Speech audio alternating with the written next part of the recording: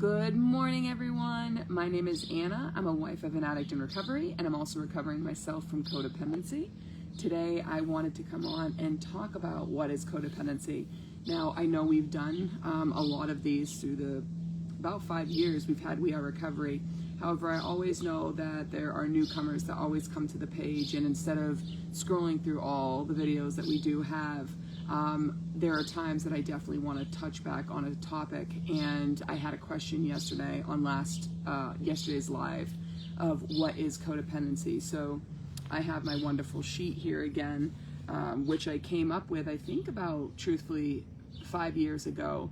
I picked out codependent traits that I felt the majority of us did display when we loved someone in addiction. So I felt it was the easiest to grasp onto, to see, to understand. So I'm going to read right now what is codependency, and we'll go a little bit in depth to each one. But for me, even before going into this, codependency for me is when we think, hi son, and this is son. Hi son, and he's going for a walk with my mommy. Bye son, have a good walk. I always believe it's feeling a certain way inside, thinking a certain way inside, wanting to express a certain way inside. So we're having these thoughts in our mind, yet we always find ourselves saying the opposite to the outside world, okay? So there are times where we may be feeling sad or hurt, and when someone asks us how we're doing, we say we're doing good. So again, we're going against how we authentically feel, and we're expressing something else, either for a mask to not let the world know how we truly feel, or because we're afraid that we might burden someone else with how we're feeling. And that is a codependent behavior also. We feel like we're burdening other people with our vulnerability. I don't even want to say the word problems, because I think that's what comes into mind when we're codependents. At least I can speak for myself right now. I never thought about it in that way. But I never wanted to express myself because I believed I was pushing my problems onto other people. In actuality, though, I was afraid of being vulnerable, right? Because our problems are really our vulnerability. It's the things that we're going through inside life, whether inside of us or outside of ourselves. So codependency for me is also having that internal struggle of being honest with other people in our lives about what's really going on and how we're really feeling. It can come down to a simple choice as someone goes, what would you like to have for dinner, in all honesty?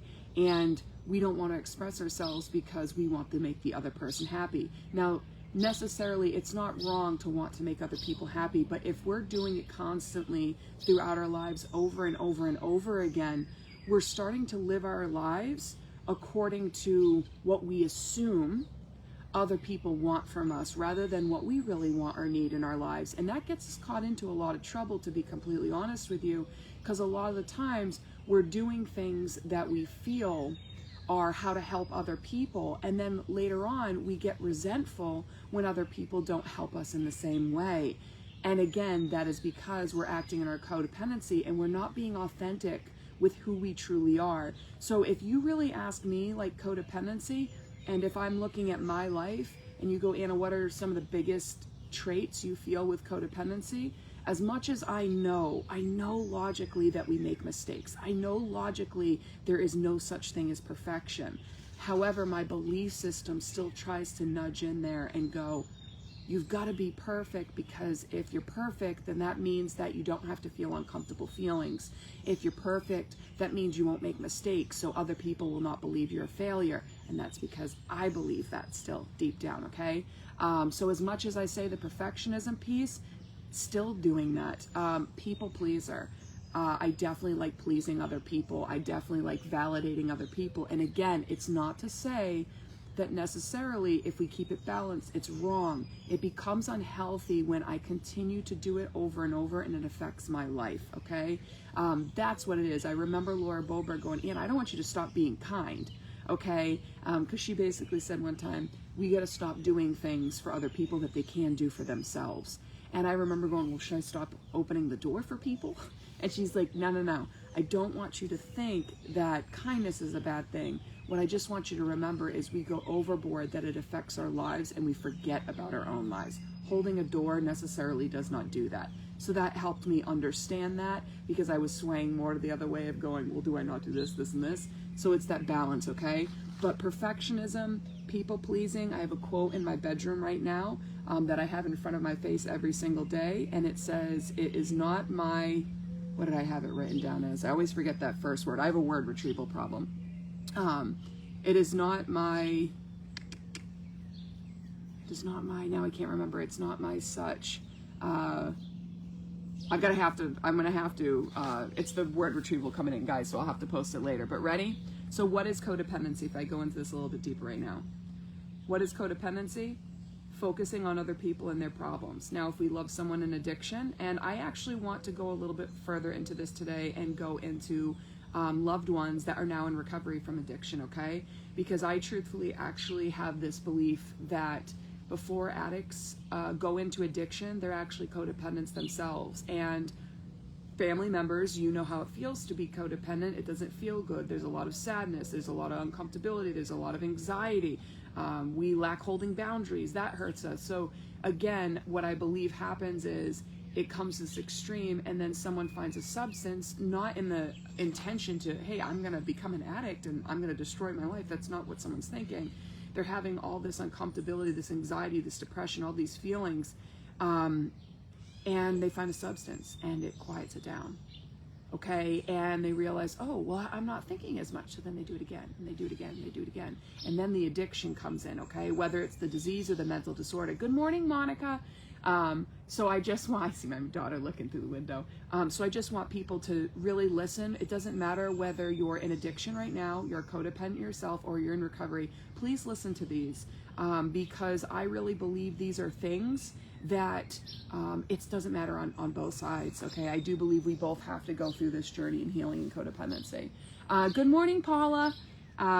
So focusing on other people and their problems. Now, obviously, if we love someone in addiction, we focus on them and their problems. This is a codependent behavior. Why can it hurt us? Because, again, other people are outside of our control. So what we can control is, how do we choose to respond to their choices, okay? If we choose to respond to them in an unhealthy way, like codependency, it's never going to help someone in addiction, okay? But if we choose to respond to them in a healthy way, and we hold boundaries and we speak our truths, that can help a loved one, okay? It creates more of the possibilities. Hence why I did that live the other day and really tried to prove that when I was just speaking how I felt and was not holding boundaries, Mitchell continued the addiction, because there was never a possibility. However, when I started with my support system and I started learning about boundaries, I didn't just speak my truths, I started holding boundaries.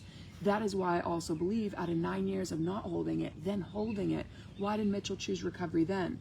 Again, I could not choose for Mitchell. However, I believe I created possibilities by doing my part and healing myself and speaking my truth and also holding boundaries with my truth, okay? So focusing on other people and their problems. Are you focusing on the problems of your family, of your friends, of your work? And ask yourself, are you just focusing on the problems, or are you focusing on how you can respond to them? Okay, focusing on how we can respond to them in a healthy way, that's challenging our codependency. Usually if we're not speaking up and we're staying silent, so we're focusing on someone's problem but we're staying silent, that's codependency. A lack of boundaries, codependency. If we keep trying to fix another person's problems, codependency, that's not helping people. Doing for others what they can do for themselves. I know this is a tricky one with us and family, okay? Because what we do is, but our loved one can't call the doctor. They're in addiction. My loved one can't pay the bills because they're in addiction. What happens if I told you that when we're doing that, we're taking the possibilities of them from even doing it? Okay, it's not helping them again. If our loved ones, unfortunately, we need to remember, someone that suffers with addiction doesn't wake up on a good day and go, you know what, I have my family around me, I have my friends around me, I have money, I still have my job, everything's okay, and I'm going to go to rehab. That's not how it works.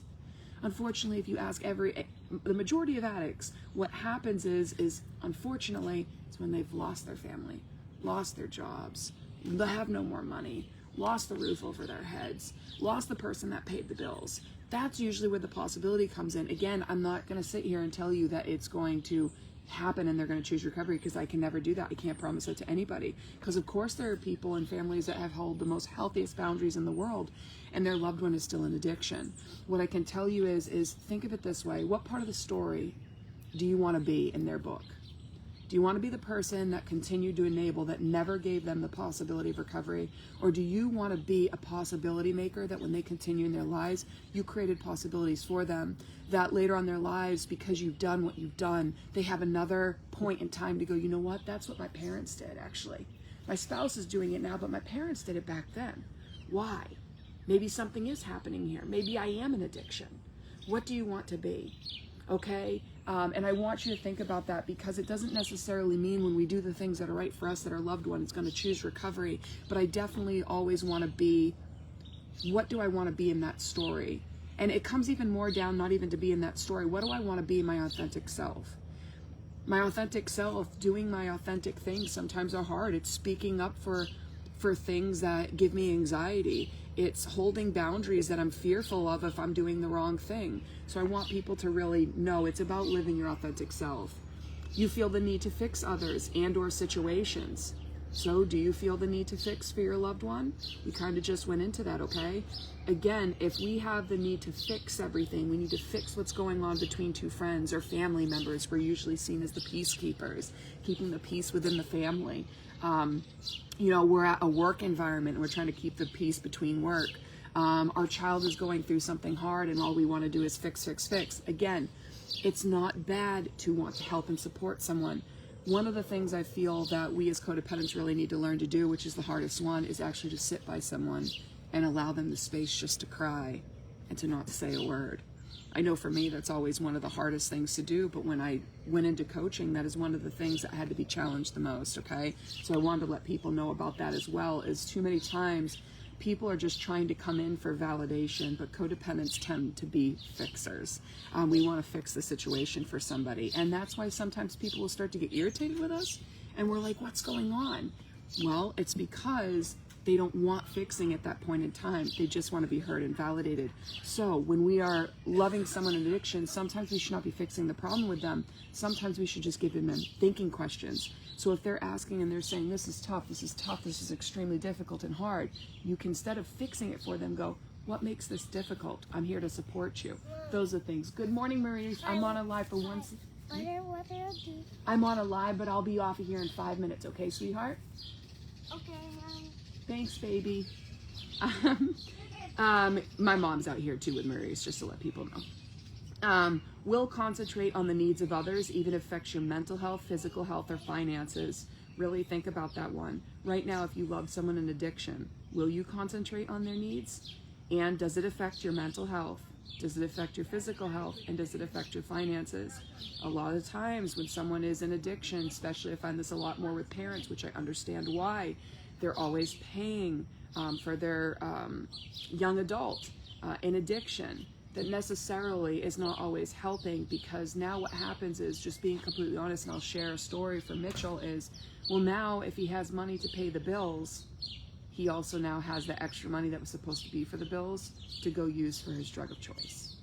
Okay, so as much as we believe that we're helping our loved one by paying the bills, doing these things for them and providing money, in actuality, it's not even giving them a choice of, what do I want to do? Do I want to use this on drugs, or should I pay to keep a roof over my head?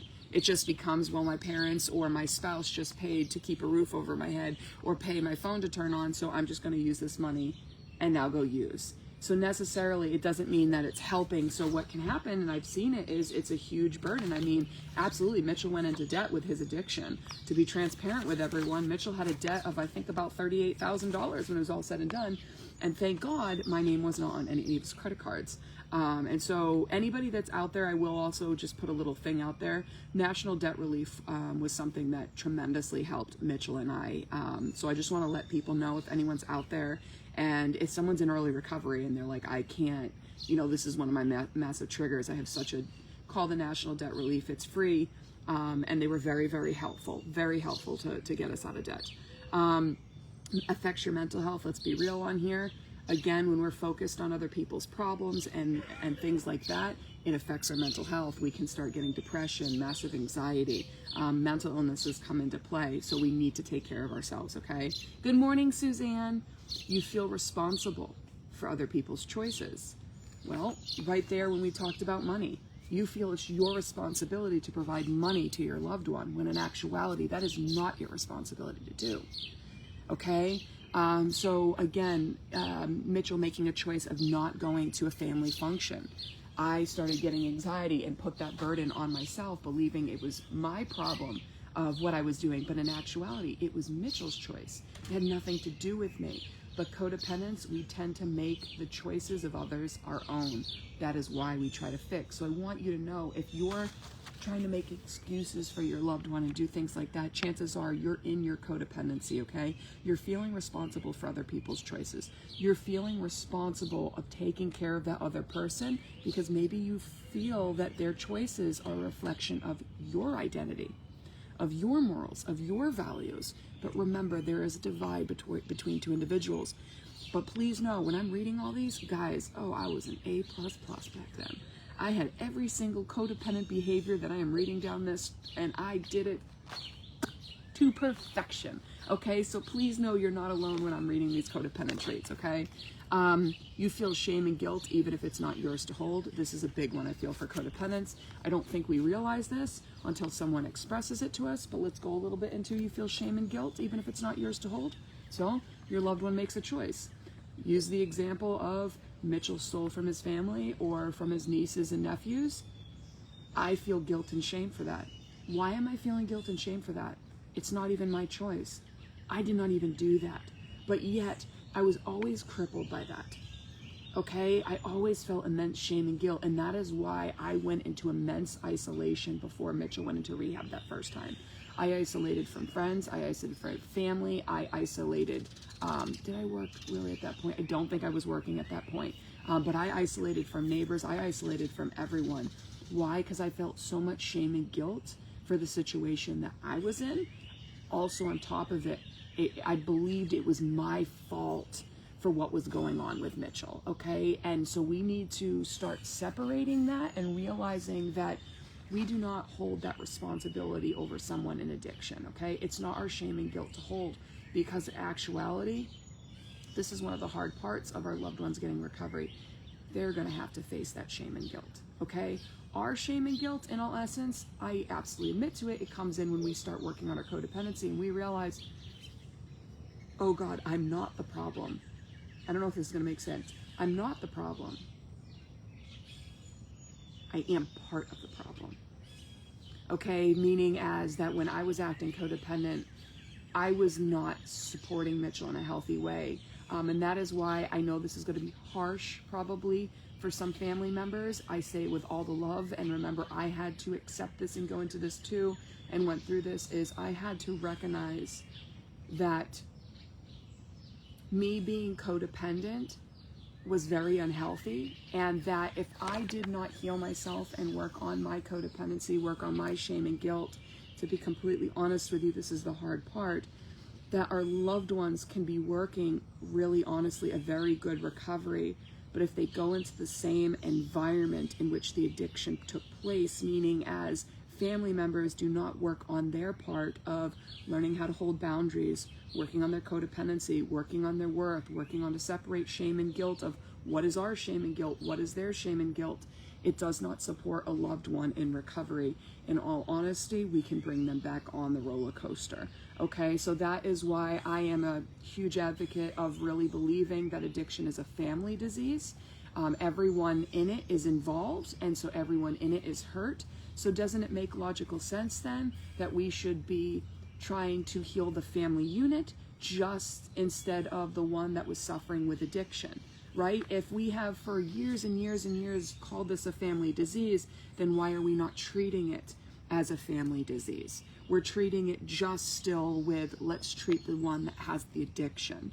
I believe that is where a massive fallacy and fault is in a healthcare system that has to do with addiction. I believe there has to be more that is involved with the family. That way, I don't think it's a coincidence either that people that continue to come to the Alpine Recovery Lodge's family aftercare, I don't think it's a coincidence that when someone relapsed, their loved one quickly got back into recovery compared to ones that we never saw again. Why? Because I believe the family did their part and worked on their healing so that when someone relapsed, the best thing, the most supportive thing we can do for our loved ones is to quickly get into those boundaries and holding them again. Because again, think about it as bumpers. In bowling, it doesn't necessarily mean that they'll get a strike because we can't control the ball, but putting those bumpers up can create more of a possibility of recovery, getting back into it. And that is why, again, I do believe Mitchell got right back into recovery after that lapse about 5 months ago, because he knew we had a plan for 5 years that if a relapse happened, he knew that I was not wishy-washy anymore, that I was going to stand in my conviction and my truth. And I love the man. However, I'm never going back into that hell again. I'm not putting my daughter into that hell. And so the boundaries stood. So when Mitchell came in that day and he told me about it, the next thing I said is, I love you, support you. What are you going to do about it? And he knew what are you going to do about it was everything we talked about for 5 years. You're going to reach out to Laura Boberg. You're going to reach out to your support. You're going to do the things you need to do. And one of the things Mitchell's been doing is he's in therapy now, and he absolutely loves it, okay? So the best thing we can do is hold boundaries. Controlling and critical of other people. We don't like to admit to this one, but it's true, okay? Hence why we are trying to control another person's recovery. We're trying to control what another person chooses because we believe we know best. Okay, so we're very controlling and we're very critical. That doesn't necessarily help somebody. Okay, because I don't know about you, that when someone comes up to me and tries to control things, I feel this little rebellion that kind of comes inside. And it's not because that person's wrong. There's a rebellion because my core beliefs might say, are they saying I'm stupid? And now I'm fighting to protect myself. Okay, so if we're doing that, it doesn't necessarily help. Again, that's where thinking questions come in. One question at a time. Jessica, I'm telling you right now, you're not alone, and you and I, you know, we can have talks. I still have codependent behaviors. I'm still controlling and critical of other people. It's the one that I didn't want to say on this list back there, but I still am. I can speak for as simple as when we have a loved one that fills up the dishwasher for us. And instead of going, thank you very much, we look at them and go, you put in the spoons in the wrong spot. The bowls are supposed to be here. Guys, that's controlling and critical of other people. When in actuality, that person is actually just trying to help us. Okay, so that is things that we need to work on. It has nothing to do with addiction. You ignore your own feelings and needs and possibly numb with a type of addiction. Listen to that again. You ignore your own feelings and needs and possibly numb with a type of addiction. That is why, again, I stand by the belief that someone in addiction, one of their journeys has to be in codependency, because I do believe codependents become addicts. Not all, obviously, but I do believe the path to addiction is actually being a codependent first. And if you ask the big question of why do we become codependents, that's a whole other live that I'll do it on, okay? But it definitely has to do with trauma, with low self-worth possibility, with wanting to be accepted. You know, there's a lot of reasons of why. Family dynamics that we grew up in, so many different things. But again, ignore your own needs. That's why I want other people to think. When Mitchell went into rehab the last time, I found myself drinking every single night when I was here in Massachusetts after I left Mitchell. And I remember going, what am I doing? This is a slippery slope. Why did I do that? Well, I did it because I was having so much anxiety, and the alcohol was stopping the anxiety. So after that, I went and talked to my doctor, okay, and I stopped drinking. I actually have not had a drink in over 4 years. You're very critical of yourself, a perfectionist. I said that in the beginning of it. As much as I know, no one is perfect. I can't sit here and say, oh, hi, my morning dove. I can't sit here and say that my belief system on those hard days doesn't go, Anna, you should not be making mistakes. So I just want people to know that we're very critical of ourselves, where we are perfectionists. And sometimes if you think about it, why maybe do we want to be perfectionists? Maybe it's because we feel we're accepted. Maybe it's where we got our worth. Maybe we were the golden child or the hero in our family unit, and that gave us worth. So we continue to do it to this day. There's so many reasons. Another one, you have trouble setting boundaries. Okay, so that means, again, boundaries are this for me, guys. It is your choice to another person's choice. It is your action step. So, Mitchell, if you choose to come home high or drunk at nighttime, I choose to go to the bedroom and sleep upstairs. Mitchell, if you come home high or drunk, this hurts me, I choose to disengage with you. Mitchell, we've decided to leave at this time. If you come home late, I am going to leave without you. Mitchell, if you continue yelling at me, I'm going to leave this conversation. Mitchell, I know you're lying to me. When you're ready, you can come tell me the truth. Right now, I'm going to leave. Do you see how in that Mitchell has the choice to decide whatever he wants to do still? Okay, he can control whatever he wants to do. He can choose whatever he wants to do. I've just now focused on, okay, what do I want to choose if this comes into my life? Because when he chooses this way, it hurts me. So what am I going to do? So that's why my live yesterday was more about controlling what we can control. The last one, you will help anyone but not ask for help yourself. Come on, guys, you know that one's true. That is one of the big battles that we need to face. We will help anyone, but it's hard for us to ask for help. Why? Because maybe we got worth always being the person that people came to, and now we're asking for help. So we don't like that. Sometimes it makes us uncomfortable for other people to give us compliments. That's a codependent behavior. Okay, we might want to skip over that real quick. Why? It makes us very uncomfortable. So I just want you guys to know that these are some codependent behaviors and trust. Good morning, Margaret. Good to see you on. Because we are such head critics of others that we also do this to ourselves. Yes, and that's a reason why we may be controlling and critical of other people. Well, because it starts with ourselves. We're generally controlling and critical of ourselves. Therefore, if we feel that way inside, doesn't it mean logic and reasoning that we're going to do it to the outside world? Okay, so that's usually what happens. So guys, my battery's at 4%. So I'm going to get off of here, but before I do, I'm going to ask these questions, and I want you guys to really think of them to yourself, okay? Do you feel the need to put others before yourself? If so, who? And maybe go into why. Do you take better care of other people rather than yourself? If so, in what way? Do you try to fix and control people, places, and situations? If so, who or what do you do? Do you feel responsible for other people's thoughts, choices, and actions? If so, who and how do you feel that responsibility? Okay? These are some questions to start getting you into going, am I codependent? So we went over those behaviors, but now these are those questions that you can ask yourself to go a little bit deeper. And maybe tomorrow I will do the live on what I might feel kind of creates codependency. Now, guys, you know, it doesn't necessarily mean that I'm going to hit on your point. These are really to just start that thinking, and I'm a huge advocate. We've got to just do the thinking, okay? Because same as our loved ones, they get trapped in that survival brain, that 15-second brain, so do we. So we can't get trapped in that because our codependency is a survival response. We need to start thinking up here again, too, with our frontal lobe. Rather than survival brain, we got to start thinking about those thinking questions. That's going to help us heal, okay? But I love you guys very much. I'm going to keep doing it this way, guys. I'm not going to come on in specific times. It's that perfectionism piece, and it stopped me from doing it. Okay, that's another thing. Our perfectionism piece, we want all our ducks in a row, and then we just don't do anything. So I just want to do. So I'm just going to do, okay? It doesn't have to be perfect. But I love you guys very much. I hope you have a fantastic day. Do some self-care for you, because remember, you are freaking important, okay? And again, if you said yes to these codependent behaviors, you're not alone. I was an A++ codependent back in the day, okay? And still have some codependent behaviors today. The best thing about it is, though, if you gain this knowledge about codependency, it actually, I feel, has become my biggest strength, because now I can stop myself and I can go, Anna, you're acting codependent. Okay, what can I do now in a healthy way? Because I want to continue becoming my authentic self because it feels good. All right? I love you guys very much. Have a great day and see you tomorrow. All right, bye, guys.